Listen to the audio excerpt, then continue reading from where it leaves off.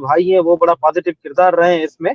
Previous जो एक case था उसमें भी बड़ा किरदार उनका अच्छा रहा है। डॉक्टर शुजात साहब आप हैं, शाहिद Right. हुसैन और तनवीर है, और एक है हमारे जो है अल्लाहू टीवी वाले है जी केस भाई, उनका भी बड़ा, ये 4 से 5 लोग हैं जिनका पॉजिटिव किरदार रहा है इस केस के हवाले से। बाकी तो सब ने इसको केस को खराब करने की कोशिश की, डॉलर्स बनाने की कोशिश करते हुए गुलाम हैदर को भी विक्टिमाइज किया, मुझे भी विक्टिमाइज किया, फयाज रामे को भी विक्टिमाइज किया। इवन डॉक्टर शुजात साहब के अगेंस्ट भी एक दो मैंने वॉइसेस ऐसे सुने जिसमें उसकी करेक्टर असैसिनेशन करने की कोशिश की गई। तो ये चीजें जो है नहीं होनी चाहिए। हम जो ये केस प्रोसीड कर रहे हैं ये ह्यूमैनिटी का केस है, तो इस हवाले से काफी सो कॉल्ड पर्सन जो है अनमफल्ड है, तो तमाम देखने वाले हैं उनको भी ये पता लगना चाहिए कि कौन नुकसान कर रहा है, कौन फायदा ले रहा है। विक्टिम हम सब हो रहे हैं इस केस में।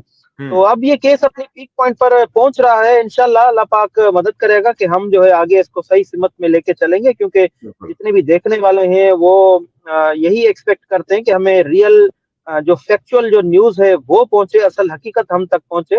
वो अनफॉर्चुनेटली काफी लोगों ने गलत खबरें पहुंचाते हुए लोगों के एहसास से खिलवाड़ करने की कोशिश की, जिसका हमें दुख भी पहुंचता है, क्योंकि हमारी यहाँ की गलत खबर से फिर इंडियन नेशनल टीवी चैनल्स भी जाके उनको रिपोर्ट करते हैं कि भाई पाकिस्तान में ये हो रहा है, ये हो रहा है। तो ऐसा बिल्कुल भी नहीं होना चाहिए जी। और असल में सर वो ये होता है कि जो सही बात है वो भी फिर दब जाती है जब ये फेक न्यूज फैलती है। जी, ऐसा ही होता है कि सही न्यूज जो होती है वो भी जो है वो दब जाती है। जैसे शुरू से ही हम फयाज हैं और डॉक्टर शुजात है और हम जो है शुरू से ही ये बात कह रहे हैं कि भाई ये होने वाला है, ये हो रहा है, ये होगा। और आज आपने देखा यही हुआ, जो फयाज कहते रहे, जो डॉक्टर शुजात कहते रहे वही हुआ।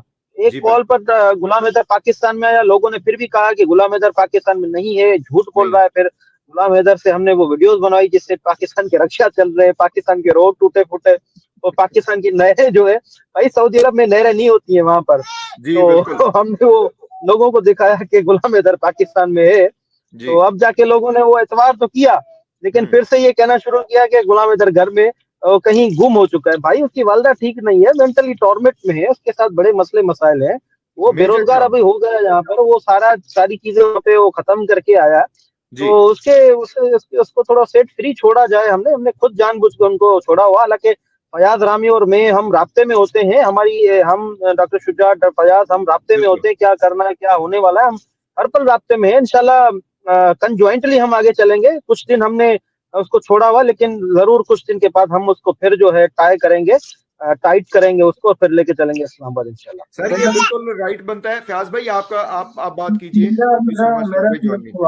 बहुत सारे इंडियन दोस्त आते रहते हैं और वो बात करते रहते हैं पावर ऑफ अटॉर्नी और इस तरह की चीजों की। मेरा एक सवाल है, एक हमारे दोस्त है इंडियन, उन्होंने मुझसे ये कहा कि एपी सिंह ने सिविल केस में कन्वर्ट कर दिया है क्रिमिनल केस को, और ये बहुत सारे दोस्तों का भी सवाल है कि ये क्रिमिनल केस सिविल केस में कैसे कन्वर्ट हो सकता है। अच्छा, मेरा आपसे ये सवाल है कि सीमा हैदर ने जिस तरह से क्राइम कमिट किया, कॉर्नर एक्ट की वायलेशन की, एफआईआर दर्ज हुई, तो वो जो एफआईआर है सर वो सिविल केस में कैसे कन्वर्ट हो सकती है? उसको क्यों नहीं वो प्रोसिक्यूट करेंगे? वो तो उनकी रिस्पॉन्सिबिलिटी नहीं है कि एक एफआईआर कट गई या वो कैंसिलेशन की तरफ जाएगी या वो ट्रायल की तरफ जाएगी। तो आप समझते हैं कि ये वाकई कोई सिविल केस बन गया है या सिविल और क्रिमिनल दोनों सेपरेट प्रोसीडिंग है?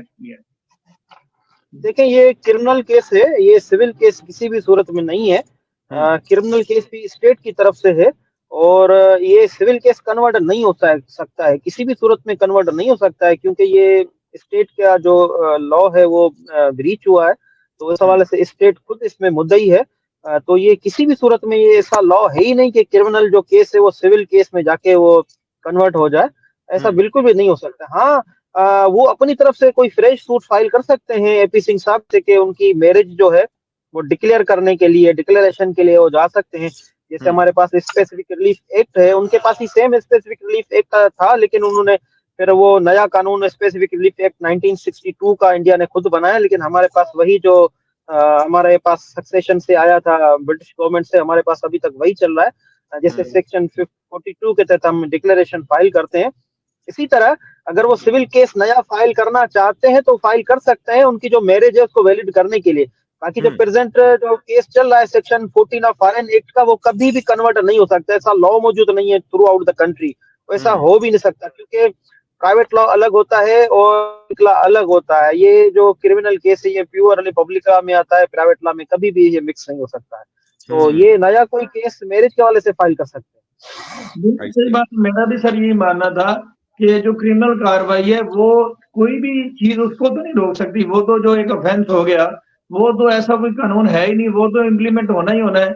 एक जब ऑफेंस हो गया तो किसी एफआईआर को कैसे रोका जा सकता है, और अगर एक एफआईआर कट गई तो उसके ऊपर या तो वो एक्विटल की तरफ जाएगा या वो सजा की तरफ जाएगा, या तो पुलिस डिपार्टमेंट या स्टेट ये कहे कि हमारे पास एविडेंस नहीं है और ये एफआईआर ग्राउंडलेस है, इसको हम कैंसिल करते हैं, या तो उस तरफ जाए या फिर वो अपने एविडेंस पेश करें, दोनों ही सूरतें हैं। वो सिविल तो इसको नहीं बना ही नहीं सकते किसी तरह।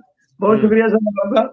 अब मेरा लास्ट क्वेश्चन आपसे ये है कि इन फ्यूचर अभी आपका अभी यहाँ पे पाकिस्तान में ही आप समझते हैं कि पाकिस्तान में रहते ही सीमा अगर जो है उसकी वापसी मुमकिन होगी, या आप इसके लिए भारत जाना पड़ेगा, जरूरी है भारत जाना, या उस हवाले से आपने कुछ चीजें प्लान की हैं फ्यूचर जो फॉरेन ऑफिस के बाद आपका क्या नेक्स्ट स्टेप होगा? देखिए, इस हवाले से हमारा प्लान बन चुका है, plan A, plan B, plan C, plan D, plan E. तो सबसे पहले तो हमें इंडियन हाई कमीशन जाना है, पाकिस्तान फॉरेन मिनिस्ट्री जाना है, उसके बाद फिर हमारा स्टार्ट होंगे plan A, B, C, D, E जो हम करेंगे। वो तो हम बाद में ही इसको प्लान हम चेक करेंगे कि हम प्लान बी की तरफ पहले जाते हैं या सी की तरफ पहले जाते हैं या डायरेक्टली हम डी या ए की तरफ जाते हैं। वो तो हमें जब रिस्पॉन्स हमें मिलेगा पाकिस्तान की फॉरेन मिनिस्ट्री से, इंटीरियर गवर्नमेंट से, इंटीरियर मिनिस्ट्री से और इंडियन हाई कमीशन से, उसके बाद ही हम ये तय करेंगे। और तय करने वाले सिर्फ अकेला मैं नहीं हूँ, गुलाम हैदर नहीं है, डॉक्टर शुजात है, फयाज रामे है, हमारी जो पूरी टीम बनी हुई है। हम एक साथ तय करेंगे कि हमें क्या करना चाहिए, कौन सा स्टेप हमें लेना चाहिए।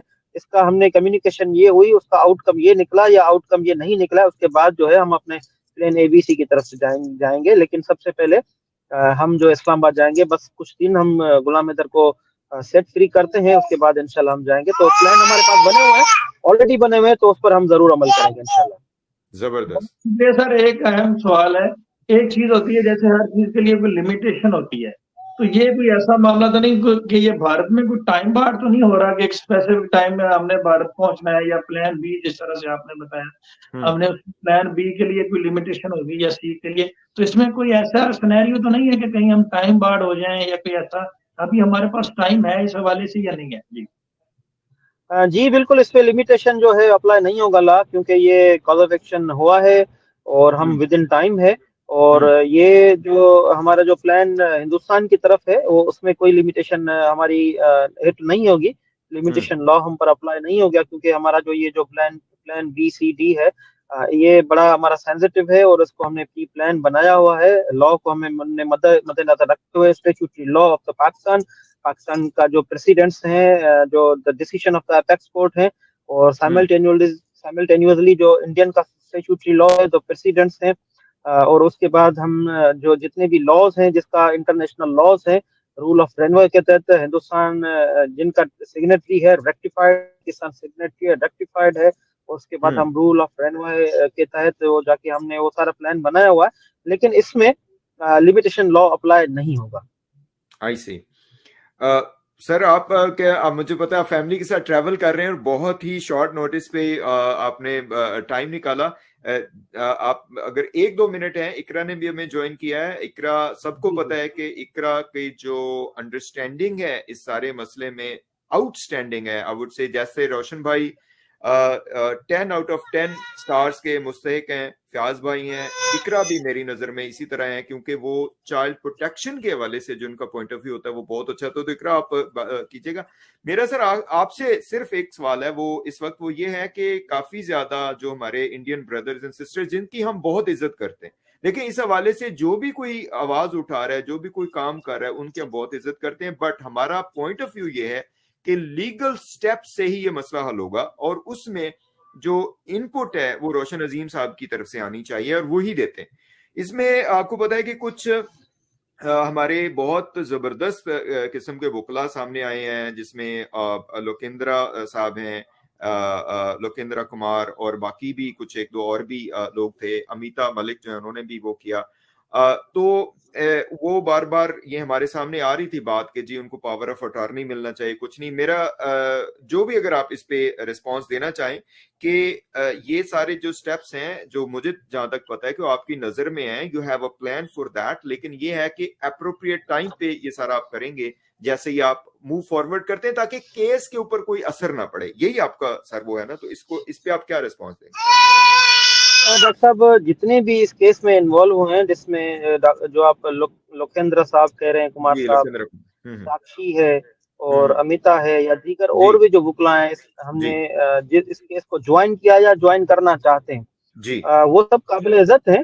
वो हमारे भाई हैं, उनके साथ हम सब मिलके ही एक टीम है, हम मिलके काम कर रहे हैं और जी, हमारा फ्यूचर में भी काम यही होगा इंशाल्लाह। बिल्कुल। तो इस हवाले से हम उनके साथ ही हैं। पावर ऑफ अटॉर्नी का जब जब तक मकसद है, तब देखें, हम अभी इस केस को हिंदुस्तान में जो प्रीजुडाइज नहीं करना चाहते, टेकिंग अ लीगल स्टेप। बिल्कुल। अगर हमने without taking a legal step हमने इनको प्रिजुडाइज कर दिया हिंदुस्तान में, तो हमारी यहाँ की पाकिस्तान की जो मेहनत है वो रायगा चली जाएगी। मैं आपको एग्जांपल देता हूँ, पाकिस्तान के आइन का आर्टिकल 13 है, डबल जेओपार्डी। जी, उसमें क्लियर लिखा हुआ कि आप एक मर्तबा केस दाखिल कर सकते हैं, आप एक मर्तबा किसी को सजा दे सकते हैं, 2 मर्तबा नहीं दे सकते।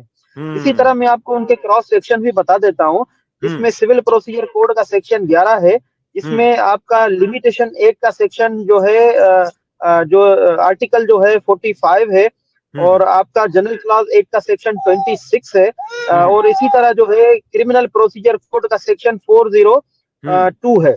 अब ये जो सेक्शंस हैं, ये आर्टिकल्स हैं, ये कहते हैं कि आपने एक मर्तबा केस दाखिल करना है, आपने दो मर्तबा केस दाखिल नहीं करना है। अगर आपने दूसरी मर्तबा केस दाखिल किया तो प्रीवियसली केस जो है वही चलेगा, सेकंडली केस नहीं चलेगा, वो झूठा या वो समझा जाएगा या खत्म किया जाएगा। तो यही वजह है कि हमने हिंदुस्तान में अभी कोई भी पावर अटॉर्नी या कोई गुलाम हैदर की तरफ से कोई केस हमने जो है ना सबजुडाइज नहीं किया। अगर हम सबजुडाइज केस कर देते, पावर ऑफ अटॉर्नी कर देते, तो हमारी पाकिस्तान की सारी मेहनत, पाकिस्तान की जितनी भी हमारी जो कम्युनिकेशन थी लीगल स्टेप से, वो जाया हो जाते।